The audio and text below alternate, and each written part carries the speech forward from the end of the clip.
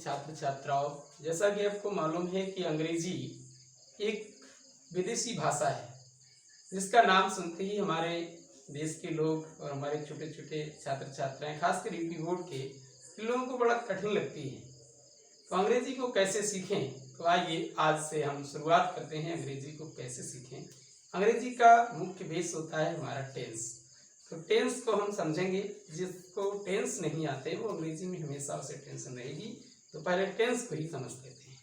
जैसा कि हम सभी लोगों को पढ़ाया जाता है टेंस, टेंस को हिंदी में काल कहते हैं और काल का मतलब होता है समय। तो टेंस जो होते हैं मुख्य रूप से हमारे 3 प्रकार के होते हैं। टेंस के मुख्य रूप 3 होते हैं। पहला होता है प्रेजेंट टेंस, दूसरा होता है पास्ट टेंस और तीसरा होता है फ्यूचर टेंस। यानी टेंस का मतलब समय होता है और टेंस 3 प्रकार के हो गए हमारे। प्रेजेंट टेंस हो गया, पास्ट टेंस हो गया और फ्यूचर टेंस हो गया। अब हम देखते हैं कैसे पहचानेंगे कि ये पास्ट टेंस का है, फ्यूचर टेंस का है या हमारा प्रेजेंट का है। पहचानना आवश्यक है। तो एक छोटी सी पहचान हमें याद करनी पड़ेगी जिससे हम आसानी से वाक्य को पढ़कर समझ सकते हैं ये हमारा पास्ट टेंस का या प्रेजेंट का या फ्यूचर का है। क्या पहचान है समझते हैं। हमारा पहला है प्रेजेंट टेंस। प्रेजेंट टेंस की क्या पहचान होगी? कोई भी वाक्य जिस वाक्य के अंत में है, हूं या हो, 4 शब्द आप कहीं भी देखें, है मिल जाए, हैं मिल जाए, हूं मिल जाए या हो मिल जाए, तो ये वाक्य हम समझ लेंगे हमारा प्रेजेंट टेंस का वाक्य है।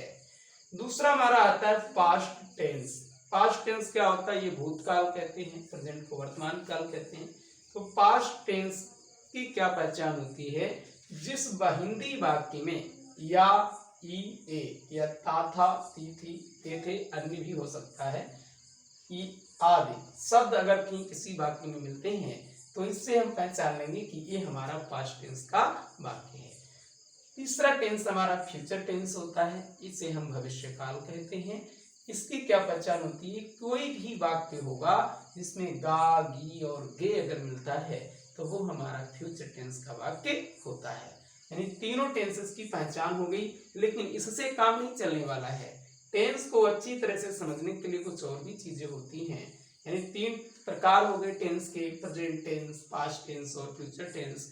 इसी के साथ साथ हमारे प्रत्येक टेंस के 4 प्रकार होते हैं। प्रत्येक टेंस के 4 प्रकार होते हैं। पहला होता है इंडेफिनिट टेंस, दूसरा होता है कंटिन्यूअस टेंस, तीसरा होता है परफेक्ट टेंस और चौथा होता है परफेक्ट कंटिन्यूअस टेंस।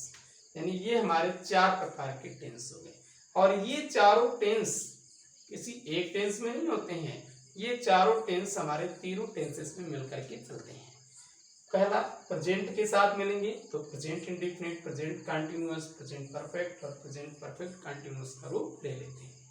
अगर ये पास्ट के साथ मिल जाएंगे तो past indefinite, past continuous, past perfect और पास्ट परफेक्ट कंटिन्यूअस हो जाते हैं। ऐसे ही फ्यूचर में अगर मिलेंगे तो future indefinite, future continuous, future perfect tense और फ्यूचर परफेक्ट कंटिन्यूअस टेंस होते हैं। अब इसमें हमें समस्या ये आती है कि ये टेंस 4 हैं, इसके साथ मिलेगा तो इसकी क्या पहचान होगी? इसको हमने आगे लिख दिया है, इसको समझेंगे। अगर ये हमारा प्रेजेंट इंडेफिनिट के साथ मिलेगा तो उसकी पहचान होती है ता है, ती है, ते है, ता हूं। कोई भी हिंदी का वाक्य जैसे वह पढ़ता है, मैं लिखता हूं, तुम खेलते हो, वह सोता है, ता है, ती है, ते है अगर आ जाता है तो ये हमारा होता है प्रेजेंट इंडेफिनिट टेंस।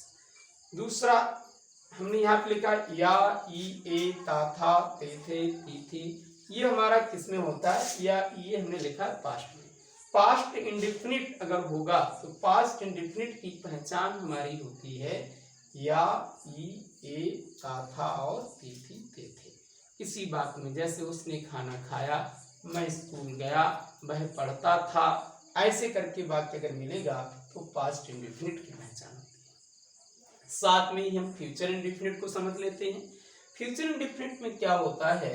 इसमें गा, गी और गे जुड़ा होगा। गा और गी कैसे जुड़ा होगा, बाकी कैसे समझेंगे। जिससे वह गाना गाएगा, तुम पढ़ोगे, मैं सोऊंगा, वह खेलेगा, गा गी गे जुड़ा हुआ है। तो इस प्रकार से इंडेफिनिट तीनों टेंसेस में यूज कैसे, तीनों टेंसेस को कैसे समझेंगे, इंडेफिनिट के साथ तीनों की अलग अलग पहचान है, ऐसा अगर कहीं मिल जाएगा तो हम इंडेफिनिट को समझ सकते हैं। दूसरा आता है कंटिन्यूअस। कंटिन्यूअस टेंस तीनों टेंसेस में होता है, लेकिन कैसे पहचाने कि ये प्रेजेंट कंटिन्यूअस है, तो प्रेजेंट कंटिन्यूअस के साथ क्या पहचान होती है, ऐसे हिंदी वाक्य जिन वाक्यों में रहा है, रही है और रहे हैं, रहा है, रही है और रहे हैं, ये अगर दिए होंगे तो हमारा प्रेजेंट कंटिन्यूअस टेंस होता है। जैसे वह पढ़ रहा है, वह पढ़ रही है, तुम लिख रहे हो, मैं पढ़ा रहा हूँ, ऐसे वाक्य दिए होंगे तो ये हमारा प्रेजेंट का कंटिन्यूअस टेंस होता है। कंटिन्यूअस पास्ट में क्या होता है, पास्ट कंटिन्यूअस में वही होता है, रहा ही जुड़ा होता है, लेकिन एच भी इसमें हिंदी में था थे लग जाता है, रहा था, रही थी, रहे थे, ये जुड़ जाएगा तो पास्ट कंटिन्यूअस टेंस हो जाता है। ऐसे ही हम फ्यूचर कंटिन्यूअस में भी इसको समझेंगे तो रहा होगा, रही होगी और रहे होंगे, ये हमारा आ जाएगा फ्यूचर कंटिन्यूअस। तो इस प्रकार से कंटिन्यूअस को हमने एक साथ समझा, यानी प्रेजेंट कंटिन्यूअस में रहा, रही आता है, पास्ट कंटिन्यूअस में रहा था, रही थी, रहे थे आता है, और फ्यूचर कंटिन्यूअस में रहा होगा, रही होगी, रहे होंगे आता है। ये हमारी पहचान दो टेंसेस की होगी। तीसरी हमारा आता है, तीसरा परफेक्ट टेंस। परफेक्ट टेंस भी तीनों में होता है। हम लेते हैं पहले प्रेजेंट टेंस को। प्रेजेंट परफेक्ट टेंस कैसे पहचाने कि ये वाक्य हमारा प्रेजेंट परफेक्ट टेंस का है, तो यानी इसमें लिखा होगा या है, ए है, और चुका है, चुकी है, चुका हूँ, ये भी होते हैं। थोड़ा संक्षेप में लिखा है, लेकिन इसको हम ऐसे समझेंगे, या है, ई है, ए है, चुका है, चुकी है, चुका हूँ, ऐसे करके लिखा होगा। तो है, हूँ, हो और चुका, चुकी आदि जुड़ा होता है, तो ये हमारा प्रेजेंट परफेक्ट टेंस होता है। ऐसे ही पास्ट टेंस परफेक्ट को कैसे पहचाने, पास्ट परफेक्ट में या था, ई थी, ए थे, चुका था, चुकी थी, चुके थे, ऐसे करके शब्द अगर किसी हिंदी वाक्य में मिलेंगे तो हम पहचान लेंगे। जैसे समझ लेते हैं कि वह खाना खा चुका है, मैं अंग्रेजी पढ़ा चुका हूँ, तुम एक निबंध लिख चुके हो, तो है, हूँ, हो आया है। अगर इसी को पास्ट परफेक्ट में देखें, वह पढ़ चुका था, मैं लिख चुका था, वह सो चुका था, वह जा चुका था, तो चुका था, चुकी थी आ गया है, तो ये हमारा पास्ट परफेक्ट टेंस होता है। ऐसे ही फ्यूचर टेंस में चुका होगा, चुकी होगी, चुके होंगे, ऐसे करके वाक्य हमारे लिखे होते हैं हिंदी वाक्यों में। जैसे वह खाना खा चुका होगा, डॉक्टर के आने से पहले रोगी मर चुका होगा, ऐसे वाक्य अगर होंगे ये हमारा फ्यूचर का परफेक्ट टेंस कहलाएगा। इसी के साथ हमारा आता है चौथा परफेक्ट कंटिन्यूअस। परफेक्ट कंटिन्यूअस स्वयं में कोई पूरा टेंस नहीं है, क्योंकि ये भी अधूरा है, ये भी तीनों के साथ मिलने पर ही पूर्ण होता है। Present perfect tense present perfect continuous जब मिलता है, इसकी पहचान वही होती है जो कंटिन्यूअस में हमने पढ़ी है, लेकिन थोड़ा सा अंतर होता है। इसमें भी रहा है, रही है, रहे हैं, रहा हूँ जुड़ा होता है, लेकिन क्या दिया होता है यहाँ पर, हमने समय दिया होता है तीनों के साथ। इसमें हमने लिखा वह पढ़ रहा है, इसमें होगा वह सुबह से पढ़ रहा है। वह खाना खा रहा है, इसमें होगा 1 घंटे से लिख रहा है, 1 घंटे से सो रहा है, या कोई संधि हो, दिन, समय, यानी समय अवश्य दिया होगा रहा रही के साथ, तो वो हमारा होता है प्रेजेंट परफेक्ट कंटिन्यूअस टेंस। ऐसी रहा था, रही थी, रहे थे जुड़ा हो और साथ में समय दिया हो, तो हमारा पास्ट का परफेक्ट कंटिन्यूअस टेंस कहलाएगा।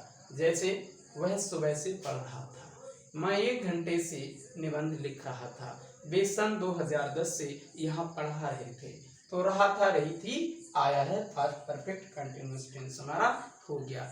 ऐसे ही फ्यूचर टेंस भी होता है। फ्यूचर टेंस में हमारा रहा होगा, रही होगी, रहे होंगे आदि होते हैं, लेकिन इसमें भी समय हमारा दिया होता है। इसका वाक्य जैसे हम समझेंगे, वह 1 घंटे से पढ़ रहा होगा, वह सुबह से सो रहा होगा, ऐसे समय लिखा होगा, खासकर यही इसकी पहचान होती है। तो इस प्रकार से हमने तीनों टेंसेस की पहचान को एक साथ समझा है, और तीनों के जो 4 फॉर्म्स अलग अलग है, इंडेफिनिट, कंटिन्यूअस, परफेक्ट और परफेक्ट कंटिन्यूअस, इन तीनों को हमने समझ लिया, चारों को समझ लिया और तीनों टेंसेस को समझ लिया। तो कुल मिलाकर के 3 टेंस हो गए, प्रत्येक के 4 भाग हो गए, तो कुल मिलाकर के टेंस हमारे होते हैं 12। लेकिन यहाँ तक सीमित नहीं है, इसके आगे भी कुछ अन्य चीजें होती हैं, वो हम नीचे समझ लेते हैं। नीचे हमारा ये 3 प्रकार से, यानी प्रत्येक के इसमें 3 प्रकार होते हैं। अफर्मेटिव सेंटेंस, जिसको हम हिंदी में यहाँ इसकी बनाएंगे हम अफर्मेटिव सेंटेंस, जिसको हिंदी में हम कहते हैं स्वीकारात्मक वाक्य। दूसरा होता है नेगेटिव सेंटेंस, जिसको हम नकारात्मक वाक्य कहते हैं। तीसरा होता है इंट्रोगेटिव सेंटेंस, जिसे प्रश्नवाचक वाक्य कहते हैं। तो ये 3 प्रकार के ये भी होते हैं, लेकिन ये हमारे इनके साथ चलते हैं। जैसे इंडेफिनिट टेंस है, इसे 3 भागों में बांटा जाता है, अफर्मेटिव, नेगेटिव और इंट्रोगेटिव। ऐसे ही कंटिन्यूअस के भी 3 पार्ट होते हैं, परफेक्ट के भी 3 पार्ट होते हैं और परफेक्ट कंटिन्यूअस के भी 3 पार्ट होते हैं।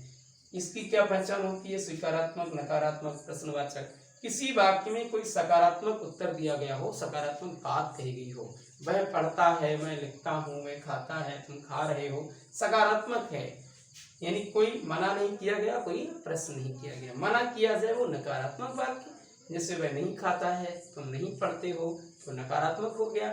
प्रश्नवाचक, प्रश्न किया जाए, क्या तुम पढ़ते हो, तुम क्यों पढ़ते हो, तुम कहाँ पढ़ते हो, तो ऐसे करके अगर प्रश्न किया जाता है तो ये हमारे इस प्रकार से होते हैं। यानी टेंस का मूल स्ट्रक्चर यही है। अगर हम टेंस को समझना चाहते हैं, आगे टेंस को डिटेल से पढ़ना चाहते हैं, तो टेंस का आधार यही है, इसको हमें सही से समझ लेना है। जब तक तीनों टेंसेस की पहचान और उसके चारों प्रकार में अंतर नहीं पता चलेगा, तब तक हम टेंस को नहीं समझ सकते। और टेंस अगर अच्छी तरह से आपको आ गए तो आप passive voice, narration, synthesis, transformation, syntax, सारी चीज़ें आपको यहीं से समझनी है। इसीलिए अंग्रेजी में अगर आपको पढ़ना है, अच्छी जानकारी प्राप्त करनी है, तो टेंस आधार होता है, टेंस को अच्छे से समझना चाहिए। आज के लिए हमारा इतना ही पर्याप्त है और इसी प्रकार के आगे वीडियो देखने के लिए हमारे चैनल इंडियन कोचिंग सेंटर को सब्सक्राइब करें, अपने साथियों में शेयर करें। धन्यवाद।